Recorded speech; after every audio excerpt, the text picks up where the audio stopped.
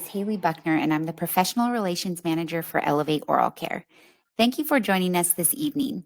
Before we start, I'd like to cover a few housekeeping items. For those of you who remain online past 50 minutes, your CE certificate will be emailed within hours of the completion of this talk. Be sure to check your spam folder if you don't find it right away. You are all muted, so there is no need to worry about background noise. We will have time at the end for questions, and you can submit questions on your webinar dashboard, as we will be tracking those throughout the talk. We have hosted an extensive series of free live CE webinars on many prevention topics. Each of these webinars were recorded and are available with free self-instruction CE at elevateoralcare.com/elevatingcare. Bookmark this page and return often to see what's new in free CE. If you have a topic that you would like to see covered, feel free to suggest it by sending an email to info@elevateoralcare.com or by completing the webinar survey that will be sent after the completion of the talk this evening. We enjoy looking through your suggestions and creating webinars based on your requests. Tonight, we are honored to be joined by Mr. Steven Anderson. As an author, entrepreneur, presenter, philanthropist, and success coach, Steven J. Anderson is often referred to as dentistry's yes man. He has worked with thousands of top dental teams around the world to transform their team case acceptance success. Steve can be found through his website at www.stevenjanderson.com.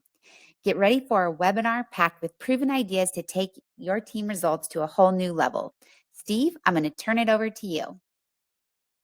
Well, thank you for the introduction. I'm excited to be with all of you for the next few minutes. We're going to walk through some things that will make a significant difference in how your patients accept treatment. Yes, you signed up for a course on failure. Who does that? And we're going to walk through in the next few minutes 3 significant failures that almost every dental team makes, and what you can do to reverse that to get better case acceptance results across the practice, restoratively as well as in hygiene. So as was mentioned, let me just do a few disclosures so you get the context of where I come from and the source of the material today. So as was mentioned, I'm the founder of the Total Patient Service Institute, which is an education coaching company that works with dental practices to implement the highest level of patient service and case acceptance systems. So as context, so you know where we're coming from today, we work with hundreds of practices across the country on a daily basis on case acceptance and basically re-engineering the entire patient process to get better results for the acceptance of comprehensive care, needed treatment. I'm also a co-founder of the Crown Council, which is a community and network of over 1,000 dental practices across the United States that are committed to creating a culture of success in their practice. They subscribe to a philosophy of care, a philosophy of practice that helps them become the dominant force in their community for excellence in care, as well as creating a great patient experience. So in short, we are in contact and work with well over 1,000 practices on a regular basis, testing and implementing to see what works. We're always tracking consumer preferences, consumer changes, and I'll share some of those with you today so that you can take some of those ideas that have been proven in practices all over the country so that you can implement those in your own practice. I'm going to follow this model today. This is a continuum that everyone can relate to. If you look at the top of the pyramid, you'll see results, and all of us are always interested in getting the kind of results that we want. And I would guess, if you're like most practices, every time you have a team meeting, most of your meeting focuses on that top part of the pyramid, which is what kind of results are we getting? And then we talk about the next level down, the green level, is what actions or tactics do we need to take to get better results? Every once in a while, we'll tap into our overall strategy or plan upon which those actions are based.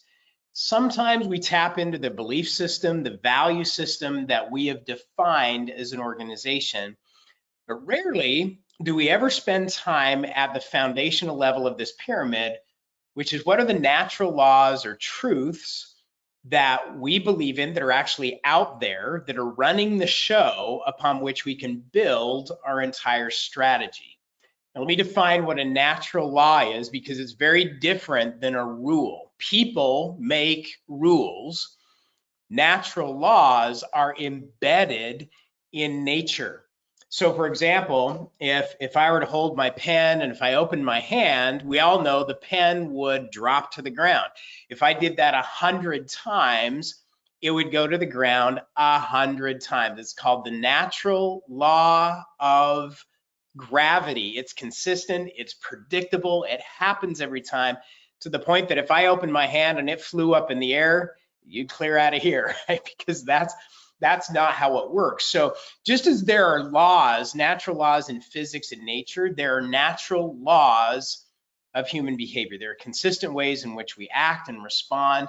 And we're going to talk about some of those today upon which you can build. And I will tell you this, there's far more application than we'll have time to talk about today. I'll talk about some specific applications. So we'll talk about 3 natural laws that get violated almost every day in most dental practices. And then we're going to, based on the truth, that natural law, we will build a value system, a strategy, and some tactics that will help you get better results. So 3 natural laws with them some specifics on how to apply those. All that have to do with better case acceptance. So first natural law, our first failure is the failure to understand what we call the law of emotion. So the law of emotion says that we make decisions emotionally, and then we justify that emotional decision with logic in that order. Our brain processes information emotionally first, and then we logically work on that information to justify our emotional decision. It's what's called the flight or fight response. We have that to protect us. So anything that happens, anything that we're fed, we have that immediate emotional reaction, and then we rationalize.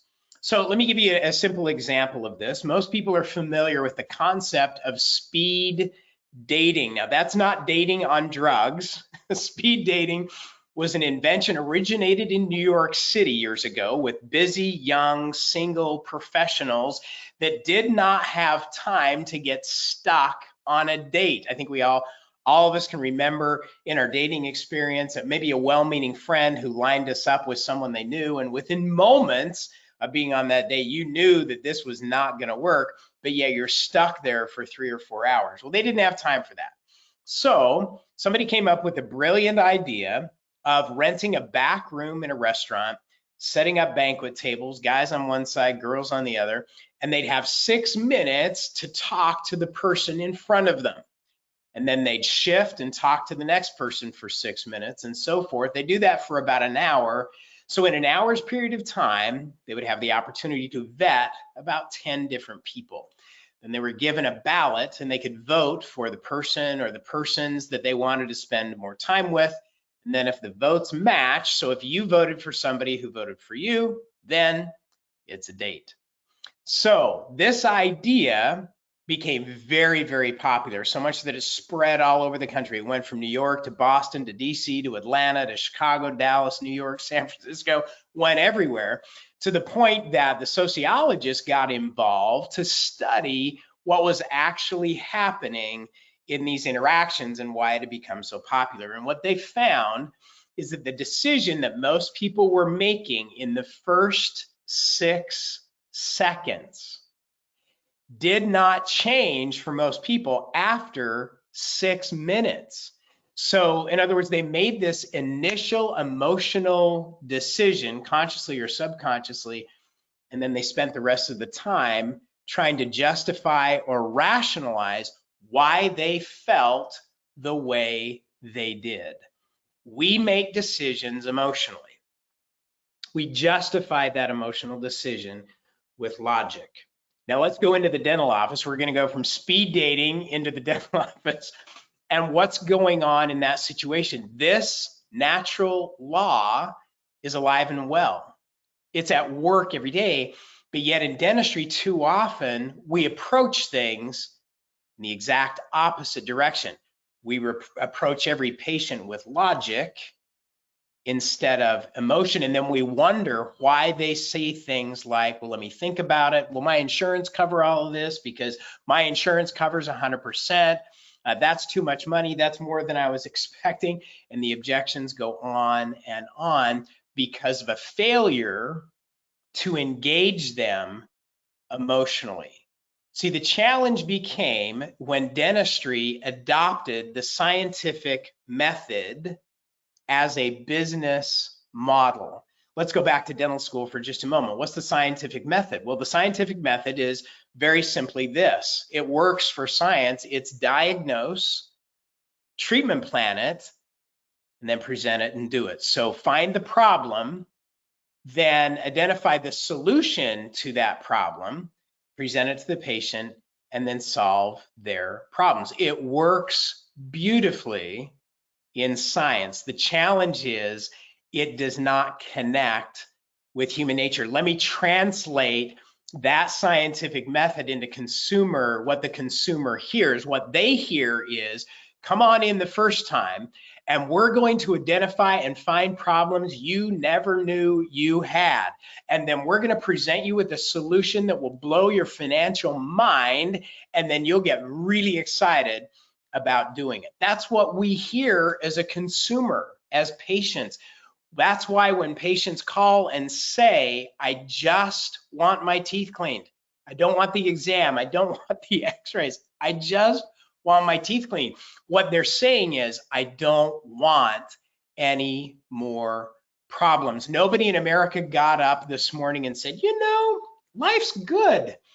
You know, no problems. You know, my marriage is good, the family's good, the life is good, and I think I'm going to go to the dentist to find some more problems because satisfaction in life comes from solving problems. Nobody in America got up and said that this morning. So when patients come in and the first thing we fire at them is, you got to have the exam, there all the alarms go off because they don't want more problems.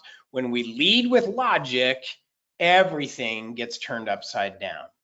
So the natural law says we make decisions emotionally, then we justify with logic. So the failure is to engage the patient emotionally first before we start using logic. So how do you do that? Well, here's the question. What's more powerful, needs or wants? And I think I'm giving you a little bit of a hint with this word graphic here. Beyond food, clothing, and shelter, wants are more powerful than needs.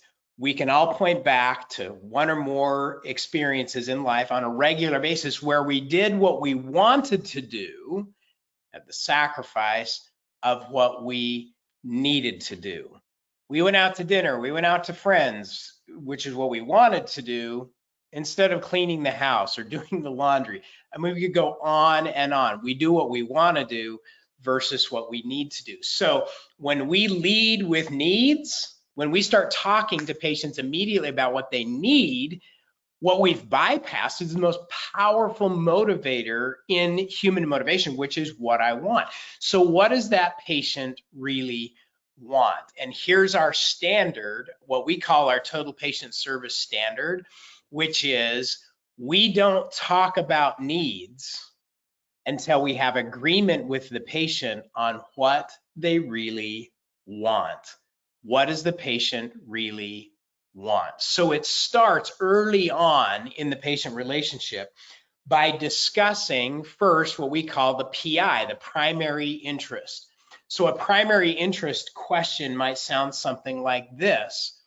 I might say, so Mr. Patient, what is the most important thing to you about your first visit to our office? If it's a new patient, I would ask that question. What's the most important thing to you about your first visit? Now, different patients will listen to that question. They'll hear it differently. They'll hear it in a million different ways based on what's on their mind. So for example, let's say, well, I just want to get my teeth cleaned. Well, that doesn't necessarily tell us quite as much as we want to know. And so I'd ask a follow-up question where I would say, totally understood, and we help a lot of people with that. In fact, for you, what's the most important thing to you about having your teeth cleaned? What's the most important thing? And then posed with that question, people will say, well, I just want to take advantage of my insurance benefits. So I'll feed that back and say, so what you want to do is maximize your savings, maximize the benefits you have so that you can do the best for your health. In other words, I'm going to feed back to them what they say so that we have agreement on what it is that they really want. That's how I begin to engage them emotionally. What do they really want? What's the most important thing to you about fill in the blank? Now, along with that, here's the companion principle, is what we call the PC, or what's your primary concern? So an additional question might be, in addition to those things, what other concerns do you have that you want to make sure that we address? The reason we do both primary interest and primary concern is because people are motivated either by something that they want or something that they don't want. Something that they want, primary interest, something that they don't want, primary concern. If they're in pain or if they've had a bad experience in the past, then they either want to get out of pain or they want to avoid that bad experience that they've had in the past. So what other concerns do you have? So my challenge to you in this first failure, the failure to engage with patients emotionally, is emotion first, then logic. Engage with emotional questions. What's the most important thing to you about fill in the blank? And then the companion idea, what other concerns do you have that you want to make sure that we address? Primary interest, primary concern. Engage your patients emotionally first. And then once you have agreement on what those things are that they want, then you can proceed with your clinical exam and then connect what they need with what they want. Let me say that again. The secret is to connect the things that they need with something that they've already told you that they want, because wants are more powerful than needs.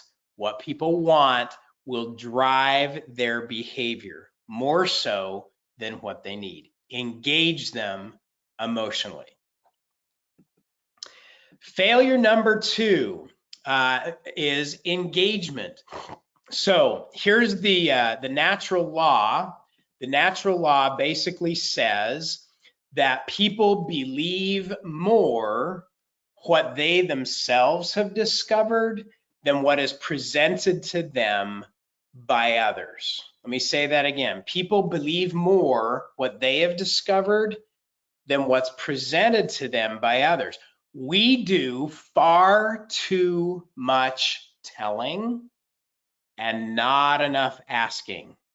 Way too much telling. And the moment we start telling, the moment we start pushing treatment, the patient shuts down and starts pushing back. If you've had a day in dentistry when you went home exhausted emotionally, it's because you were pushing treatment. You're trying to get patients to do what you wanted them to do instead of helping them get what they want. Help them discover the things and the path to move forward. Don't tell them, ask them. So for example, let me give you some engagement questions. So that this failure is the failure to engage the patient in the conversation. Well, here's some engagement conversations. Instead of telling someone they have cavities, for example, or instead of telling someone they have gum disease, if you tell them, for example, if I tell somebody that they have gum disease, more often than not, their first reaction will be defensive, and they'll say, well, it doesn't hurt. And in their mind, if it doesn't hurt, there must be nothing wrong. So if it ain't broke, don't fix it. That's what we say here in Texas, right? So instead of telling them, why not ask them? For example, when you identify signs and symptoms of periodontal disease, you could say, Steve, how long have you had this infection? How long have you had this infection? It's a question. And their response will always be, what infection? Well, now they've asked you a question, they're engaged. They're engaged in the conversation. It's a two-way street. And then you can share with them, say, can I share with you what I'm seeing?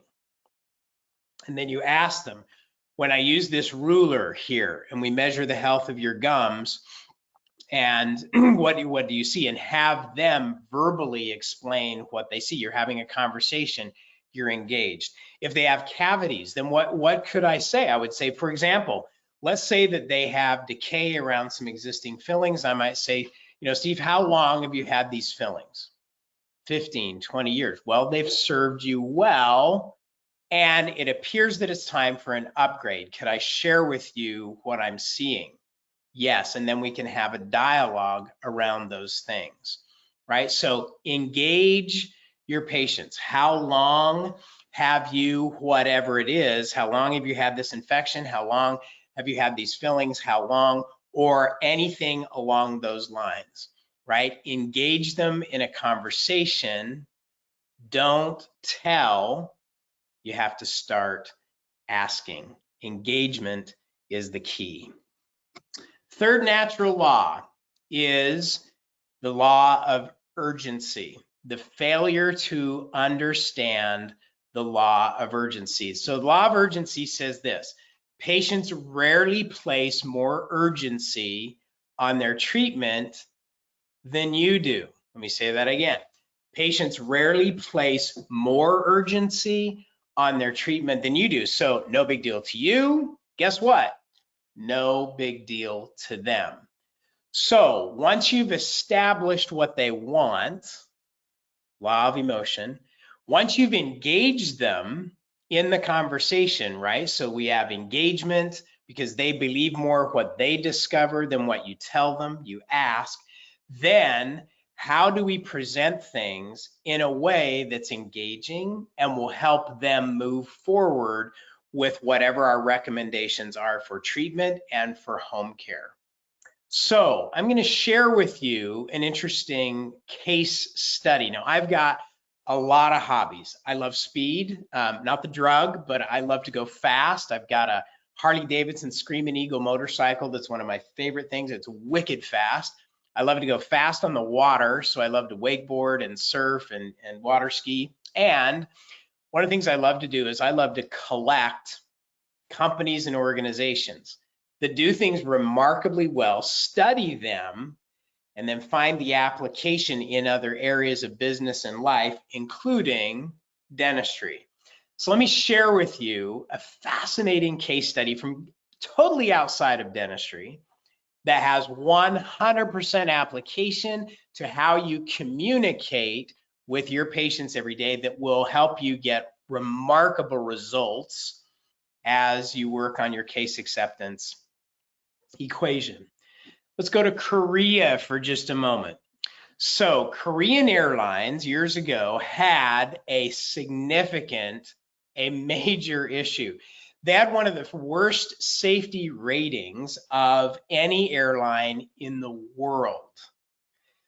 In other words, they had more passenger fatalities than any other airline. So in the day, if you were boarding a Korean Airlines flight, if you knew what the data said, you'd be boarding the flight saying to yourself, well, hope we get there. Probably won't. And so they had this significant PR problem, but even more than the PR problem, they had a safety issue. So they hired a director of flight safety from the United States because we have the highest standards for airline safety in the world. And they hired this director of flight safety to figure out what the problem was. He started listening to the flight data recorders of the the planes that had not reached their destination. And he immediately identified one of the issues. And this is just a little sideline, but it has everything to do with communication. Once he identified this issue, he mandated that there would only be one language spoken on the flight deck, one only. And that language was English. Why? Well, what he identified in all the flight data recorders is that it wasn't lost on the crew that there was a problem. In fact, he even heard crew members, the co-pilot, other people in the cockpit who said, you know, there's a problem here. They identified what the problem was, what the need was, but there was something that overrode the facts, and it was emotion. And that emotion was created by the language they were using. You see, in most of the Asian languages, there is a hierarchy in the language. There's, for example, in Korean, my understanding is 7 different levels of the language that you use depending on hierarchy. So for example, if I'm talking to somebody who is in a higher rank or perceived in a higher position than I am, to show respect, I would use one form of the language to show that respect. Conversely, if that person were in a high-ranking position over me, then they would use a different form of the language that demonstrates, that communicates their superiority or their authority. There's 7 different levels. So the need was communicated in using this language model, but yet the captain more often than not emotionally just dismissed the concern because they're the captain, they're in charge, and the language reinforced that emotionally. I'm in charge, don't question me, I know what I'm doing. And so emotion overrode logic. And as a result, the results were catastrophic. So he immediately mandated English is the only language on the flight deck because we don't have that hierarchy baked into our language. So it removed that emotional superiority. So that was the first step. Then he taught the crews a whole new way to communicate, a new language system of how to communicate on the flight deck. So this language system has 3 pieces that we'll share that you can use today or tomorrow when you communicate with your patients. It is the right level of urgency. Then number 2, how you make your recommendation. And then number 3, what is the go forward step? So let's walk through each of those. First, 3 degrees of urgency. When communicating urgency, you remember the natural law is patients rarely place more urgency on their treatment or their condition than you do. So how do you communicate urgency? There's some key words. Words matter. So when we identify an issue, then one of the first things we say is, Mr. or Mrs. Patient, I'm concerned. So I'm concerned when I see these signs and symptoms because of what we know it means. So for example, I would say, as we said in the previous example, how long have you had this infection? What infection? And then I'd say, so when I see these signs and symptoms, I'm concerned. I'm concerned because today we know this is not an isolated condition. It is a whole health condition. If there's an infection here, then that infection's impacting your whole health. I'm concerned about that. Or if I say, how long have you had these fillings, or how long have you had these cavities? And I can say, you know, when I see a condition like this, I'm concerned because we know this is not an isolated issue. In fact, that problem can be spread not only all over your mouth and impact your whole health, it is a communicable disease. I'm very concerned. The next level of urgency then that you can use in the same conversation if you choose is I'm not comfortable. I'm not comfortable with. Now here's the application here. More often than not, because of a whole other topic we'll talk about in another session, is more often than not, I hear in dental offices, we'll wait, we'll watch, we'll see. We'll wait for what, right? It's not going to get better on its own. So we can use this phrase, I'm not comfortable waiting or watching. I'm not comfortable watching a condition like this because we know that it only gets worse when left to itself, right? I'm not comfortable watching. I'm not comfortable just standing by and not doing anything in a situation like this. So I'm concerned when I see this. I'm not comfortable just sitting by, or I'm not comfortable just watching this. And then the third level of urgency is this, because I don't believe it is healthy or safe to continue on this path. So back to our Korean Airlines example, what was trained was this.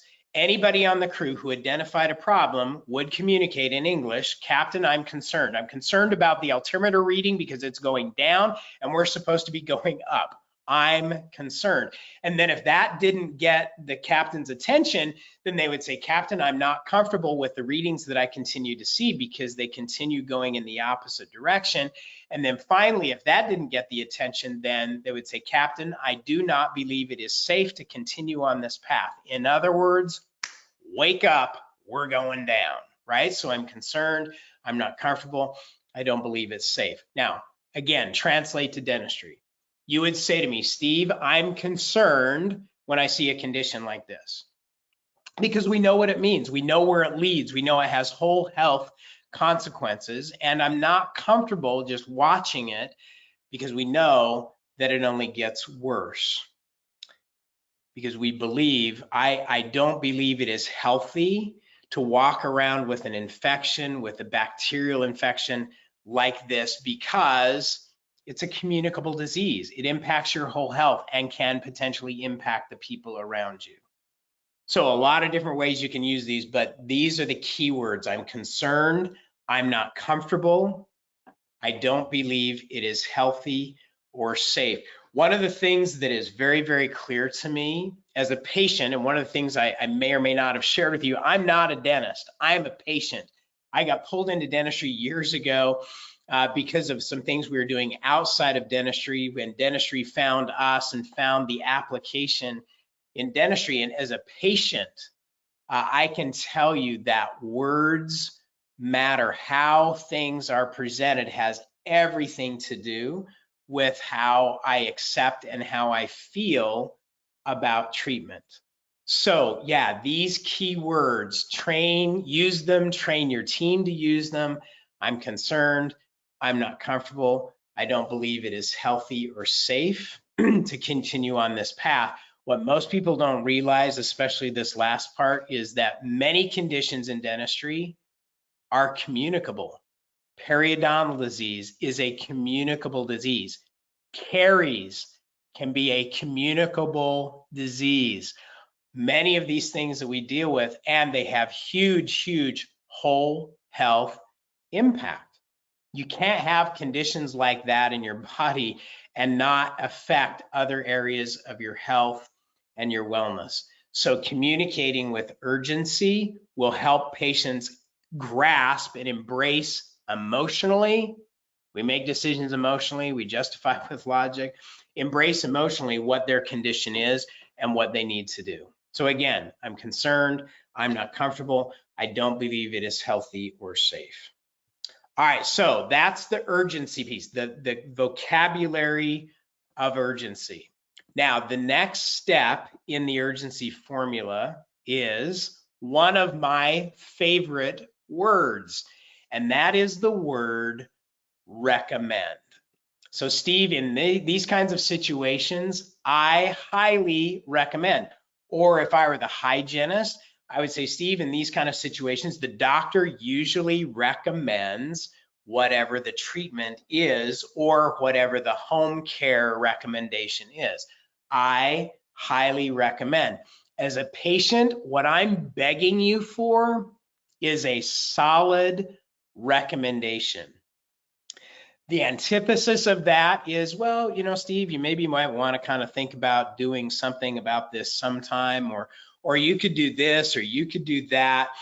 When you are unclear about what your recommendation is, then the patient will get lost and they won't do anything. Could I make this suggestion?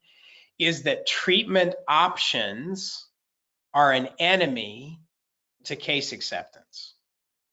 Let me say that again. Treatment options are an enemy to case acceptance. So I'll go in practices all the time.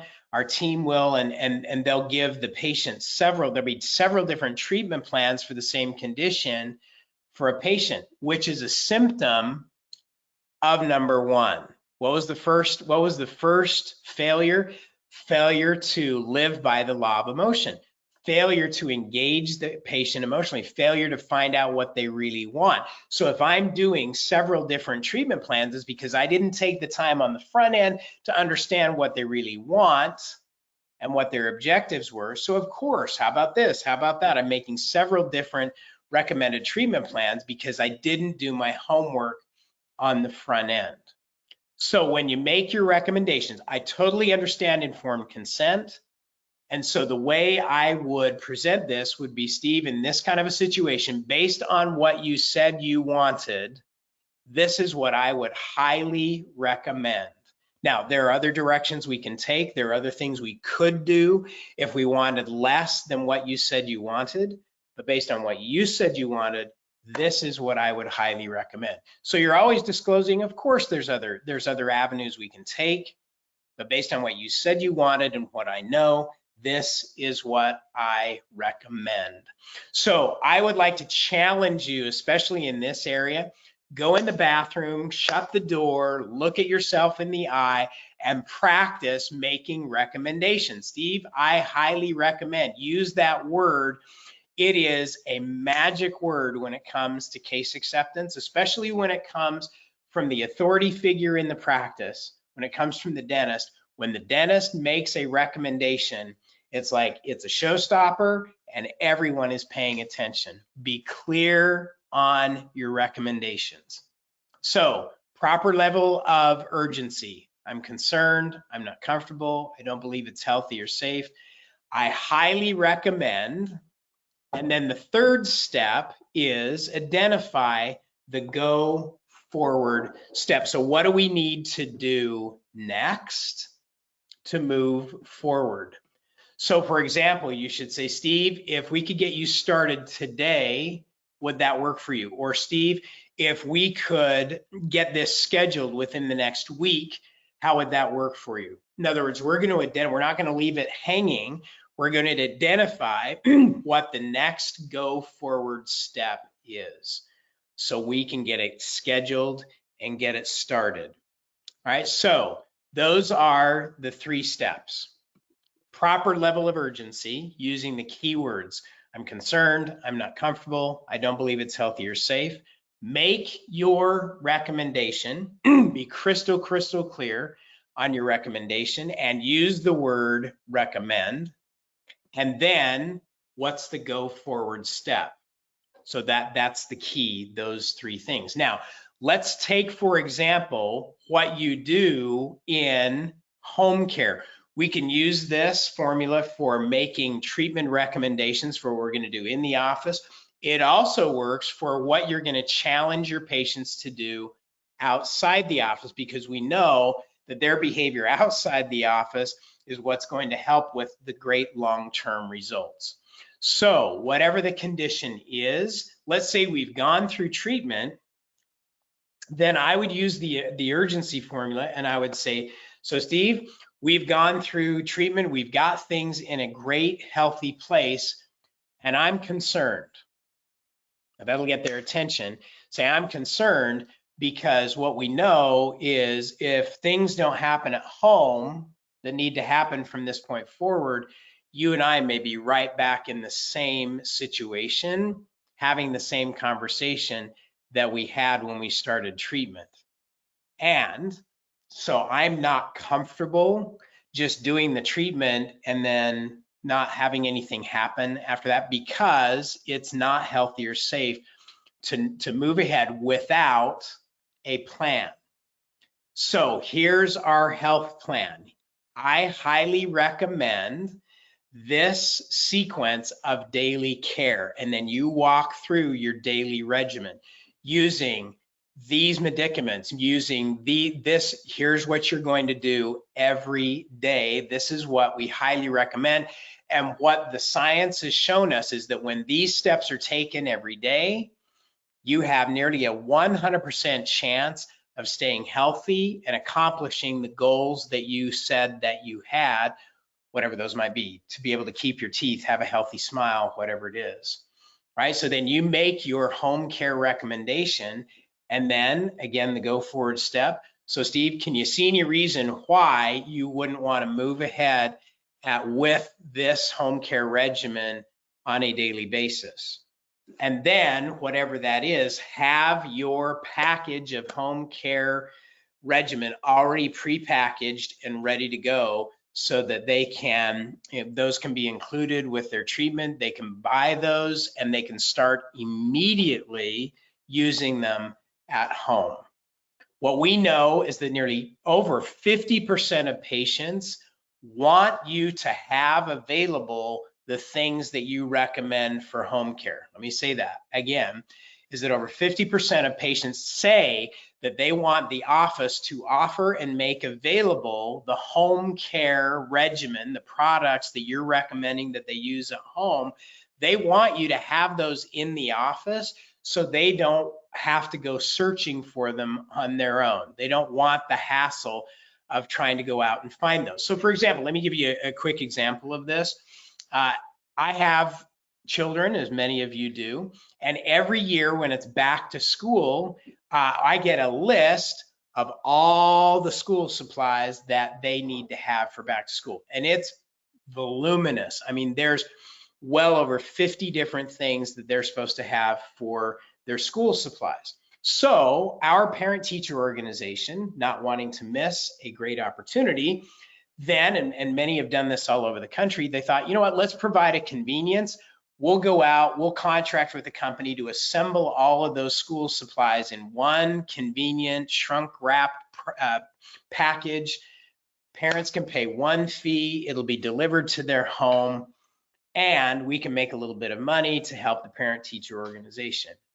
Now, if I'm going to go buy all those things on my own, I've got to go from store to store. I've got to track down all those products. It's a huge time waster, and I'm probably going to spend more versus making one decision, paying once, and I get the convenience of being able to, it shows up at my doorstep, and all I got to do is put it to work. So let's learn a little bit from the schoolhouse.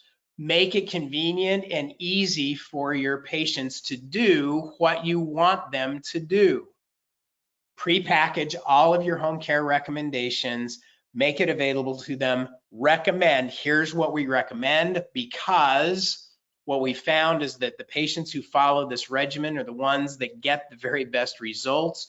Do you see any reason why you shouldn't go ahead and do that, right? You use the urgency formula to make your recommendation of what patients should do at home. So many different applications of that urgency formula.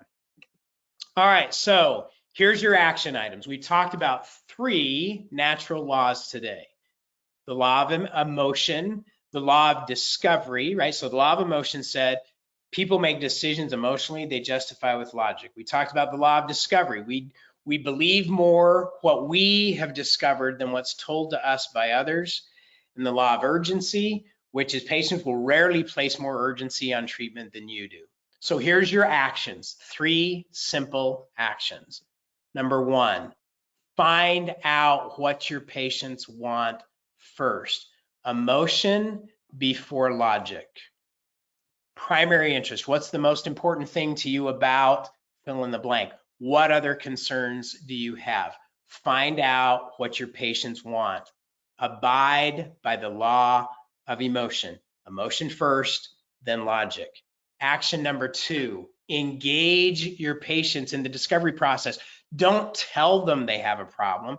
Help them discover what the problems and what the solutions are. How long have you had this infection? How long have you had these cavities? How long have you had these fillings? Question, question, question to raise their awareness level. Make it an engaging process. Don't tell, you have to ask. And then number 3, use the urgency formula when presenting treatment and when you're presenting home care recommendations. Be clear about your home care recommendations, pre-package those recommendations, make it easy for people to do what you want them to do and hard to do what you don't want them to do, right? That's our natural law. That's our recommendation. So those are 3 simple things that you can start doing immediately tomorrow, today in your practice to get higher and better case acceptance results. Abide by the law of emotion. Abide by that by finding out what your patients want first, not what they need, but what they want. Abide by the law of discovery. Help them discover. Don't tell them, ask them.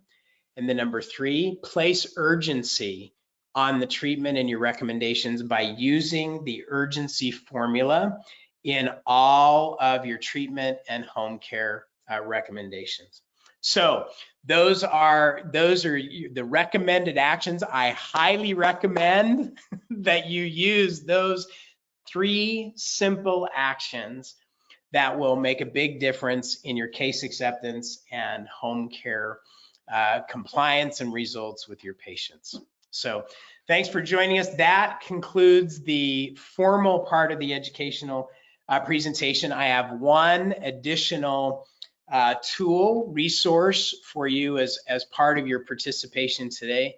If you want to grab your cell phone and open your photo app and scan that QR code, you're welcome to download this free ebook entitled Why Case Presentations Fail, that includes some of the things that we've talked about today, as well as some other recommendations that you can share with your team that will take your case acceptance results to a much higher level.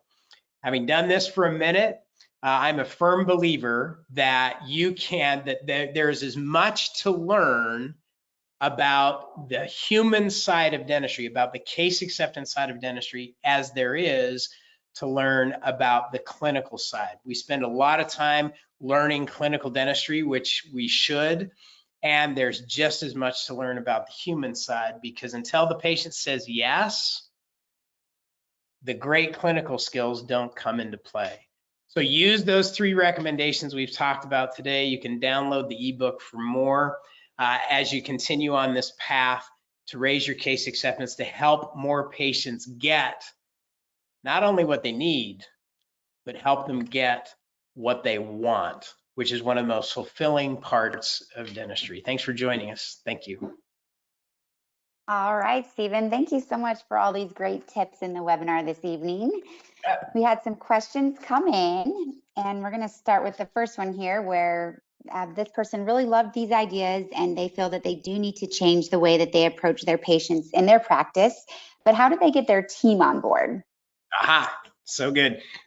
So case acceptance obviously is a total team effort, and it requires a shift in philosophy, in approach, in how you deal with your patients every day. So a couple of suggestions. One, you might share this webinar with them. I believe, Haley, this has been recorded and they can go back online and they can watch it again, and share it with your team, and then have a discussion about how you can upgrade your case presentation and patient communication skills. One of the easiest skills to implement is the urgency formula, because it's so straightforward with those key words that you use in just incorporating those into your patient communication. Another suggestion is just start small.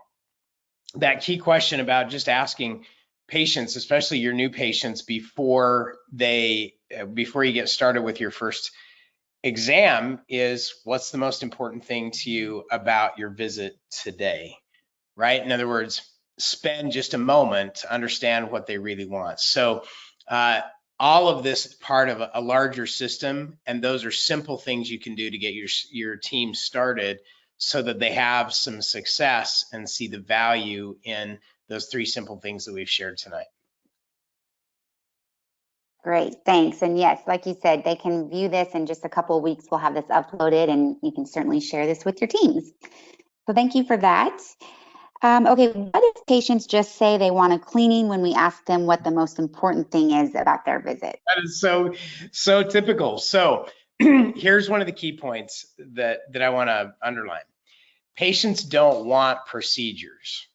So they don't want a cleaning, they don't want veneers, they don't want a crown, they don't want fillings, they certainly don't want a root canal. There's nothing, like we said earlier this evening, there's nothing that you do that anybody wants. What they want is what it'll do for them. So for different people, a cleaning means different things. For some, it's guilt relief, right? Get in the office and do what mom said, because they've been in the routine of it for so long. For others, it might be because their wife or their spouse told them to go and they're just trying to get them off their back. For others, they like the feeling of having them clean.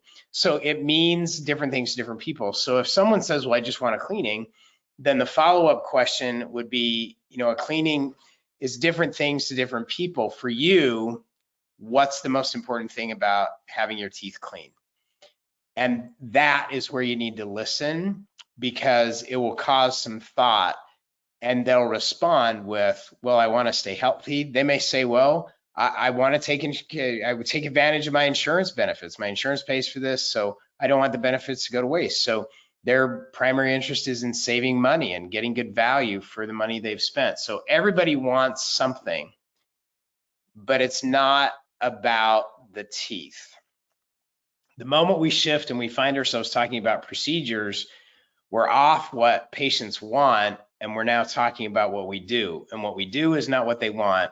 What they want is what it'll do for them. So that's a key point, simple in concept, and it is so easy to get off track talking about procedures and focused on procedures instead of on the patient and what they want.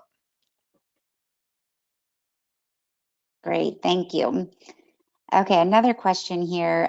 When it comes to the urgency formula, they don't want to come across like they're selling, and they're worried that they'll sound a little too pushy if they're using that urgency formula. What do you think about that?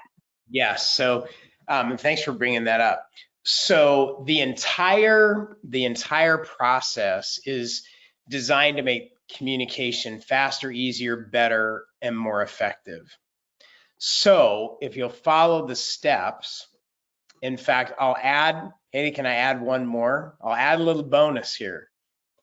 This is one of my favorite verbal skills to use even before you start your clinical exam, that will make then the end of that a lot easier. And that is before you start every new patient exam. So Haley, I would say to you, I'm going to get started today with my routine exam. And as I do that, I'd like your permission to share with you everything that I see that I would want to know if I were you. That's my standard of care. What would I want to know if I were the patient? You in turn are welcome to ask any questions and then make the final decision. Do some of it, all of it, none of it. The choice is yours. Does that make sense? So in other words, before I even start, I'm laying the groundwork by saying, in a sense, you're in control. I'm just going to do my job and here to be a resource to help you make the best decision for you, but you're not going to be pressured into anything. So that's on the front end, so that when you do the back end recommendations, what we crave as patients, and I'm a patient, as I mentioned, what we crave is clear communication and a clear recommendation. If you know what I want, then show me how to get it. Lay the groundwork to say, if this is the outcome like you said you wanted, Steve, then this is what I'd recommend based on what I know about dentistry and the results. Here's what I'd recommend that you do. There's other options. There's always other options, but based on what you said you wanted, this is what I would recommend that would give you the optimal outcome. Does that make sense? Now, if they want to talk about other options, great, but clarity creates velocity. So clarity in your communication will create more power and will streamline the process to hear a yes more often. Great, thanks. And then this question is something you've probably heard before. These people are pressed for time already, and we just don't have time in the schedule to spend all this extra time with patients, especially on the front end of their appointment. So what would you say for them? 100%. All right, so here's what we found. Is a small investment on the front end to really understand what people want streamlines the entire patient experience and actually saves time because you'll spend less time answering questions, handling objections, making multiple recommendations, giving treatment options. So having a clear understanding up front, what my goals and objectives are, will save far more time than you'll ever spend on the front end using the right skills to understand what patients want. Dentistry is not about the teeth. I wish it were. We work on teeth, but it's about the person attached to the tooth. And that's a reminder that I think all of us need every day because we get so focused on the procedure that a lot of times we forget the person that's making the decisions. So help your entire team to focus on the patient first as a person, and then that will open the door to treating their teeth, and it will save a tremendous amount of time. Great. Okay, another question here is, how do you suggest engaging a patient that wants the treatment you may be recommending, but is fearful of the procedure itself? Okay, so fear comes from one of two things, either a previous bad experience or fear of the unknown. They've never experienced it at all. Usually it's a previous bad experience. So for example, Haley, I would ask you if you said, is this going to hurt, or some other type of hint that there's some fear involved, I would say, Haley, it sounds like maybe you've had a previous bad experience. Could you share that with me? And then you're going to share your story with me, whether it's imagined or real, something that's happened in the past. And here's the key. Then I would say, so it sounds like what you're really concerned about is making sure that that same kind of experience never happens again, right? You don't want to repeat that. And that's where you'll say, that's right. And then that gives me the opportunity now that we agree on what the real issue is, then I can say, can I share with you what we do in our practice to prevent things like that from happening?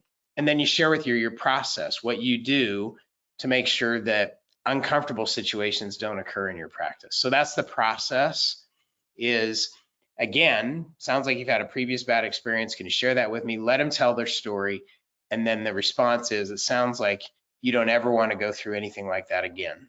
Can I share with you what we do to prevent things like that from happening? So I think the cool thing about all of this that I've learned is, just as there's a process for clinical dentistry, you have a process for a crown prep, for veneers, for a root canal, you have a process for getting great clinical outcomes. There are systems for getting great case acceptance results that, when you use the right process, the right systems, is based on sound human psychology. It's not 100%, but it will definitely increase your batting average, and you will hear yes more often from your patients. Sounds great. Well, thank you so much for a wonderful webinar this evening, Stephen. And thank you to all of our attendees for joining and spending your Tuesday evening with us. And just a reminder to our guests, your CE certificate will be emailed automatically within an hour or two. So make sure you check your spam folder. And then be sure to follow us on Facebook and Instagram for links to new free CE events. And the link that you can see on the screen gives you access to our archived webinars, including this evening's webinar, which, as we mentioned, will be available in just a few short weeks. So feel free to share this link with your staff and colleagues. And finally, on our Elevate Oral Care website, you will find buttons to request an informative CE-eligible staff meeting for your office. Education on the latest evidence in oral health prevention is what we do, and we would be honored to meet with you and your team to help you best serve your patients. So thank you and have a wonderful rest of the week. And we hope to see you on our next Elevating Care webinar. Thanks, everybody. Good night.